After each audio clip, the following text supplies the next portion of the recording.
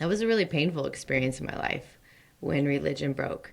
So when I say I'm a Christian, I work with, I really deeply believe in Christ and I work with Christ in the healing work that I do.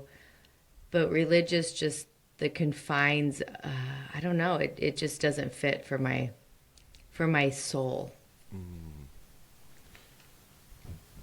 What was that? Was there a moment where religion broke for you? Yeah, I think there was a lot of moments. It actually took me a decade to leave religion. Yeah. So this wasn't like an overnight experience. I mean, I was so orthodox, I was so devout to my religion that when I remember there were a few things that really made the earth break for me, but it was when I just would go to church and it was painful. And I'd be like, why is this painful? I used to love this. I would like drink this up and I'd sit in the meetings and it would like hurt my body.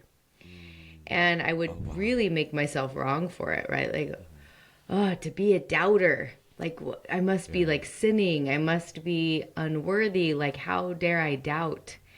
And I will say that it was in the breaking of religion that I actually found God. So it was a decade of a lot of turmoil and also a lot of seeking. You say breaking of religion, then you said breaking of earth. Can you explain what you mean by that? Yeah. So I think to understand it better for me is to understand my life, which was at a lot of abuse as a child. And I think that when you go through abuse and then you find religion, I mean religion was always there. It was Yeah. I was born into it, but when I personally found it, the black and the white, the right and the wrong, it was the safety. It was like after coming out of so much childhood abuse and then like the church was like, "Oh, this That breath is of fresh my air. safe." Yeah, it's like Yeah. this is my ground. Yeah. This is the place of safety. This is the place that will hold me. And so when I say the ground broke, it was the only ground that had ever felt safe and sturdy. And so to have that break was like tearing my heart out. Like, Yeah. wait, this is the one place of all the places that's not supposed to break. Yeah. And I will say that over and over and over in my life, when I've put more of my faith in something outside of God, it breaks. So I've had everything in my life break, right? Religion is broken. My 20-year marriage broke 9 months ago. Like, you name it. If I have put all of my trust and faith into something outside of God, it has ultimately broken. And I'm actually grateful for that because it's like, it's just me and God. Really, that's really all it is, you know? Yeah. As someone who has also had a lot of trauma as a child, I so relate. Yeah. Religion was that thing for me. It was it was the safety. It was the thing that I could count on, that I could rely on, that was there. And then when I stepped away, I tell people when I go through my stories, like when I stepped away, I didn't just throw away Christianity. I threw away anything spiritual. I threw away all of, and I was left standing on nothing. And for it was about 3 or 4 years, slowly began to like completely lose myself. Hated who I saw in the mirror. My entire identity was rooted in this is safe. This is consistent. I can do this. I am here. I am this person. And when that's gone, I was nothing left. Yeah. So Yeah. getting a little emotional here first thing in the morning. I very much relate to that on a Yeah. very deep level. Oh, I feel that. You know what's interesting is the amount of trauma that I went through as a kid. I will say losing my religion was like top trauma. Isn't that wild? Yeah. Isn't that just bizarre? Yeah. I, Yeah. yeah. Yeah.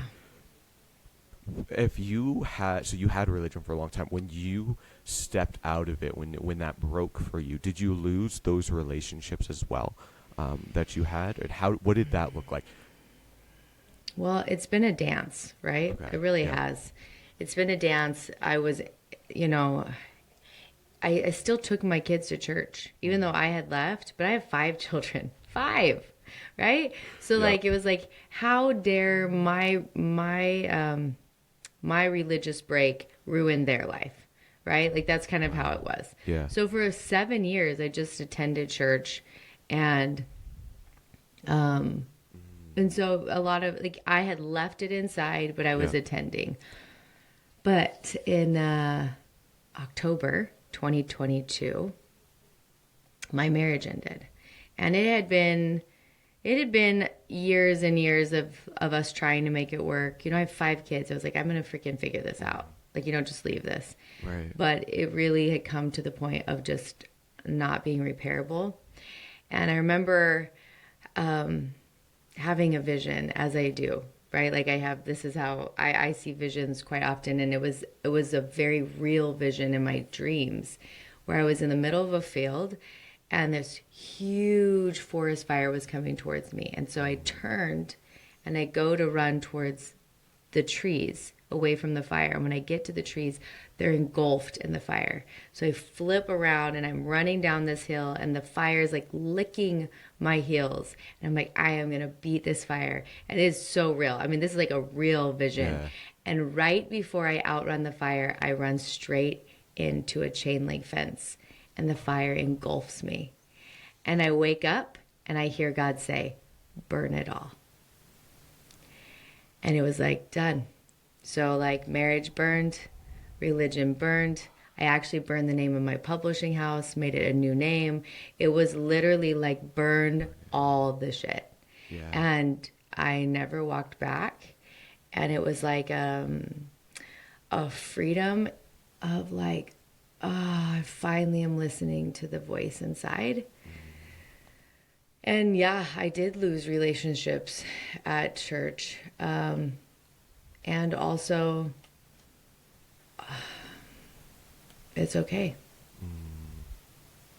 you know? Yeah. That that is so. I want to say thank you for being so open and honest here. I didn't expect to go into this conversation, and I just kind of go wherever the conversation goes. And Yeah. thank you. This is phenomenal. Thank you. The burn it all. Yeah. That hits home. There was a couple years ago. Actually, I want to ask you a question first. How long have you had those visions, that voice, and that intuition, whatever you want to call it? How long have you been able to be guided? Well, I would say as a little kid, one of my earliest memories is laying in my bed and saying, God, I don't want to see angels. So I feel like I've always had Oh wow. the gift of sight. I threw it away for a long time. It was too much. I didn't know how to handle it. And I would say 11 years ago, my gift of sight started to show back up. I started to do a lot of healing work. And then I started to see, and that's when my gifts, I would say, of being a medium showed up. And I would get messages from the other side. And this is also a dance. Like I just told God, I was like up nursing babies and dead people were showing up. And I was like, I actually don't want this gift. Like Yeah, I have like that's five people to raise, you know, like Yeah. this isn't a thing I want to do. And so I do feel like it was taken as I requested. And then, you know, I am only one way. All right. So we just go all the way deep. I don't know how to be any other way. So Same. then, okay, fabulous. 2017, February 17th, I almost committed suicide. And I can say that without getting emotional because it was my rebirth. And I am forever grateful because that day I heard God say, stop, you have work to do. And it was a like I would say a covenant I made with God on that day, where it was like, fine, if I'm going to stay in a world that's just filled with so much trauma and so much hell, then like, you better show me why. You Mm-hmm. better show me why I'm here. And I make a commitment to do whatever I'm told to do now. From here on out, from God, whatever it is, I will do. And my gifts came back that day in new ways. And also, my life completely changed. Like, I, I don't even look like the same human. I am not the same human. And from there on out, like, God inspired me to write books and to build a publishing house and all the things that I do now. I would say it was that day that really was the catalyst of refining my gifts. Yeah. Wow. That that is uh that is incredible. I Years ago when I was a kid, when I was a teenager, tons of abuse and shit, lots of things happened. I Yeah. ended up picking the day. I'm like, okay, I'm going to commit suicide on this day. Day came. I was about to do it, and then, a song for me. A song came on, and two songs back to back. One was "Meant to Live" by Switchfoot. If anyone's familiar, yeah, the whole chorus. You are meant to live for so much more. And the very next one was this song called "Made to Worship" by Chris Tomlin. This worship song, and in that moment, it completely changed my life. It was like, okay, and it's similar to you, and this is why I bring it up, where I was in a moment where I had nothing to live for. My foundations, everything was gone. There was no step forward. Why would I stay here? And in that moment, it was, okay, you were made to live. Plus, here's a reason. Here's a thing that you need to be doing. And for me, that was music. I ended up joining a band. And I think it was about a year later, we're playing this show, and like someone came up to us after the show and said, "Hey, thank you. I was going to commit suicide myself tonight, and you guys showed me that like you care. There's someone there, that I'm seen, I'm heard. I'm not going to go do that tonight." And then from that point, because I had gotten to that point, I have literally helped. I think before I was 15, I had helped about 10, maybe 12 people through their own abuse, and then another almost 10 helped them walk off the ledge of suicide. All coming back to that moment, exactly like you said, when you have something, you have something to live for. It's like, what is that? Where you look at God and you're like, okay, if I'm gonna be here, you better damn well show me why. That Yeah.